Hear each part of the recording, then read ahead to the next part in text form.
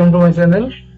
আজকের লেসনটা নবম-দশম শ্রেণীর উচ্চতর গণিতের 8.3 অধ্যায়ের 3টে অঙ্ক আজকে আমরা করব ক, খ এবং গ। ক নম্বরে কি বলে দেখো, cos 17 pi by 10 plus cos 13 pi by 10 plus cos 9 pi by 10 plus cos pi by 10 কিন্তু 0 প্রমাণ করতে বলা হলো। কিন্তু তাহলে আমরা অঙ্কে চলে যাই। দেখো 8-এর ক নম্বর অঙ্কটা প্রমাণ করো যে এই যে প্রশ্নটা আমরা তুললাম, প্রশ্নটা তোলার পরে আমরা লেফট হ্যান্ড সাইডটা ধরলাম, লেফট হ্যান্ড সাইডের মধ্যে বাম পক্ষের যে প্রশ্নটা ছিল সেটা থাকলো। এখন আমরা দেখি cos 17 pi by 10 এটাকে আমরা কিভাবে ভাঙাবো। দেখো এই 10 দিয়ে আমরা যদি 17কে ভাগ করি, দুইবার যায় না, 10 দুগুণে 20, তার থেকে কিন্তু 3 কম থাকে। তাহলে আমরা যদি 2 পাই নেই, তারপরে মাইনাস করি 3 pi by 10, এই দুইটাকে যদি লসাগু করি আমরা, আস্থা সংখ্যা লসাগুতে গুণ 10 দুগুণে 20 পাই মাইনাস 3 পাই, তাহলে 17 পাই কিন্তু আমাদের থাকে। তাহলে এইভাবে আমরা ভাঙাই দিলাম। পরেরটা দেখো 13 pi by 10, এটাকে আমরা 13কে যদি 10 দিয়ে ভাগ করি তাহলে একবার যায়, তারপরেও 10 আর 3 13, 3টা বেশি থাকে। তাহলে আমরা একটা পাই নিলাম প্লাস 3 pi by 10, এটাকেও যদি আমরা লসাগু করি তাহলে কিন্তু আমাদের 13 pi by 10ই হবে।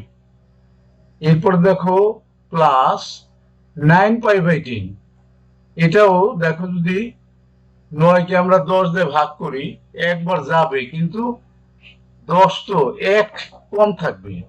এই 1 কম থাকার জন্য আমরা মাইনাস পাই বাই 10 করলাম, পাই মাইনাস পাই বাই 10, এটাকে যদি আমরা লসাগু করি তাহলে কিন্তু আমার আগেরটাই ফিরে আসবে আমাদের।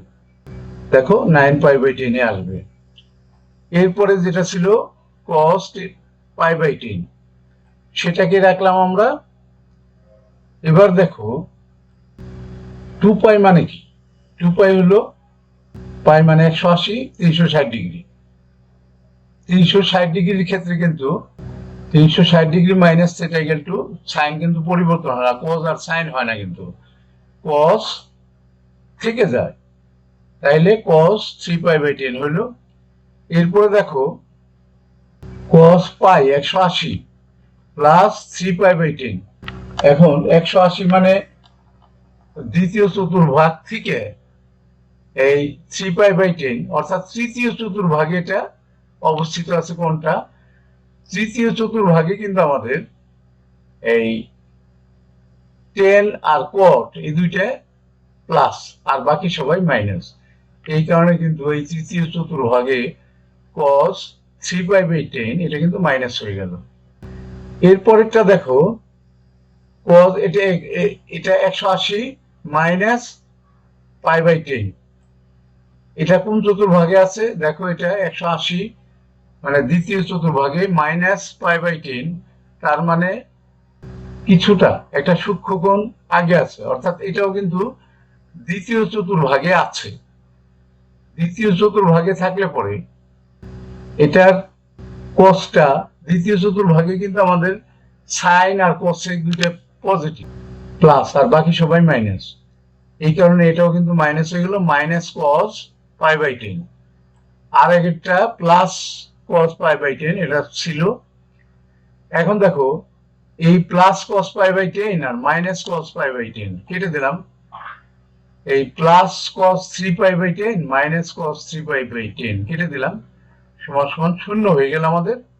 এটাই কিন্তু রাইট হ্যান্ড সাইড, সুতরাং left hand side equal to right hand side প্রমাণিত হয়ে গেল। কিন্তু এবার আমরা 8-এর খ নাম্বার অঙ্কটা দেখে আসি কি বললো। দেখো 8-এর খ নাম্বার অঙ্কটা 10 pi by 12 into 10 5 pi by 12 into 10 7 pi by 12 into 10 11 pi by 12 equal to 1, এটা প্রমাণ করতে বললো। অঙ্কে যাই আমরা। দেখো প্রথমে অঙ্কটা তুললাম আমরা, এরপরে লেফট হ্যান্ড সাইড ধরে বাম পক্ষেরটা তুলে ফেললাম। এখন দেখো পাই বাই 12 পাই মানে 180 ডিগ্রি, তাকে যদি আমরা 12 দিয়ে ভাগ করি তাহলে আমাদের 15 ডিগ্রি আসে। এখানে 5π/12, এটাকে যদি আমরা π/12 মানে 15, তাকে যদি 5 দিয়ে গুণ করি, 5×15 75, 75 ডিগ্রি। এখানে π/12 মানে 15, 7 দিয়ে গুণ করলে 105 ডিগ্রি। এখানে 11 দিয়ে গুণ করলে 165 ডিগ্রি। এটা আমরা ডিগ্রিতে নিয়ে নিলাম অঙ্ক করার সুবিধার্থে। পাই থাকলেও কিন্তু অঙ্ক করা যেত, কিন্তু ডিগ্রিতে করলে এটা একটু সুবিধা হয়। এরপরে দেখো এখানে 10π ডিগ্রি থাকলো, এখানে আছে 75, 90 থেকে 15 গেলে 75 থাকে, সেইভাবে আমরা সাজাইলাম। এটা আছে 105, 90-র সাথে যদি আমরা 15 যোগ করি তাহলে 105 হয়। এখানে আছে 165, তাহলে 180 থেকে যদি আমরা 15 বিয়োগ করি তাহলে 165 থাকে। এখন দেখো এই প্রথমটা তো 10 15 ডিগ্রি রইলো, কিন্তু এটা দেখো 90 মাইনাস 15 ডিগ্রি, এটা কিন্তু যখনই 90 তুমি আনবা সেটা কিন্তু এই যে অনুপাতটা পরিবর্তন হবে। 10টা দেখো কট হয়ে গেল, কট 15 ডিগ্রি হয়ে গেল। এই যে দেখো এখানটায় ওরা রুলটা দিয়ে দিছে, এই যে π/2 মানে 90, 90 মাইনাস থিটা ইকুয়াল টু কট থিটা। খেয়াল করছো? এখান থেকেই কিন্তু আমরা সেটা নিয়ে নিলাম। তাইলে এরপরে দেখো 90 plus 15 degree, 90 plus 15 degree 90 degree থেকে প্লাস মানে দ্বিতীয় চতুর্ভাগে চলে গেছে। আর 90 থাকলেই কিন্তু আমাদের এই সাইনটা মানে 10টা অনুপাতটা পরিবর্তন হবে। 10 পরিবর্তিত হয়ে কট হইল।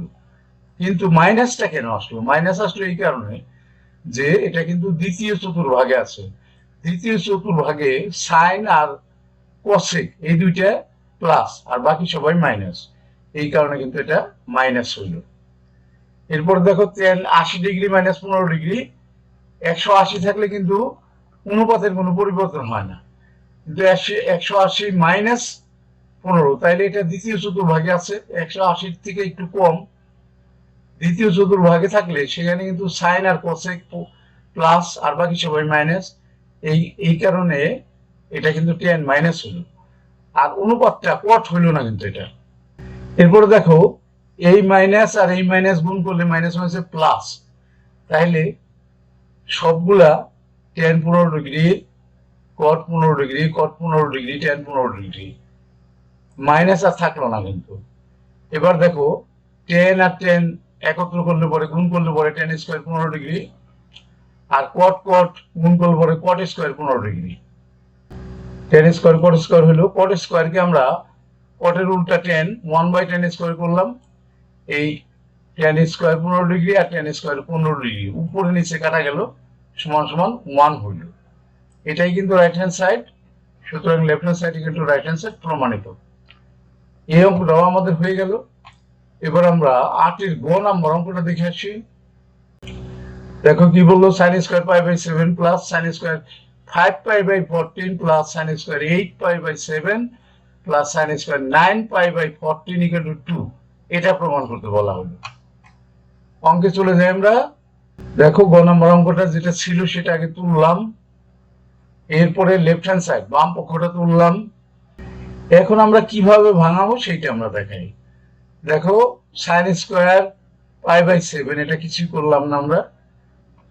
এবার দেখো এই 5π/14 এটা আমরা ভাঙাবো, যেহেতু স্কয়ার আছে এই কারণে কিন্তু আমরা সেকেন্ড ব্র্যাকেট দিলাম।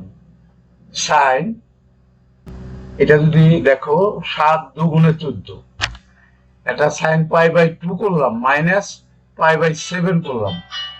7 2 গুণে 14 আমরা যদি π/2 নেই 90 ডিগ্রি, তার থেকে যদি আমরা π/7 বিয়োগ করি তাহলে কি দাঁড়ায়? দেখো লসাগু করলে 14 হয়, লসাগু 7 2 গুণে 14, এখানে থাকে 7 পাই আর এখানে 2 পাই, 7 পাই থেকে 2 পাই চলে গেলে থাকে 5 পাই 5 পাই। খেয়াল করছো? এই ভাঙানোটা কিন্তু খুব গুরুত্বপূর্ণ, ভাঙানোর সময় একটু খেয়াল করে ভাঙাইবা। হোল স্কয়ার দিলাম। এরপরে দেখো এখানে আছে 8π/7, এটাকে আমরা সেকেন্ড ব্র্যাকেট দিয়েই দিলাম, এখানে স্কোয়ারটা কিন্তু হবে না। এখন 7 7 অক্ষে 7, এই কারণে কিন্তু শুধু পাই নিলাম আমরা, আর π/7 নিলাম। দেখো লসাগু করলে 7 অক্ষে 7 আর 8, তাহলে 8 π/7, এটা কিন্তু লসাগু করলে এই আগেরটাই ফিরে যায়। পুলিশ করে দিলাম। এরপরে দেখো নিচেরটা, এখানে আসলে 9 π/14, এখানেও আমরা, এখানে স্কোয়ারটা হবে না যেহেতু সেকেন্ড ব্র্যাকেট দিচ্ছি। তাহলে এখানে দেখো 14, 7 × 14, তাহলে এটা যদি π/2 নেই, লসাগু কিন্তু 7 × 14 হয়, এখানে 7 পাই আর এখানে 2 পাই, যোগ করলে হয় 9 পাই। ঠিক আছে, এটাকে ভাঙায় আমরা এটা করতে পারি।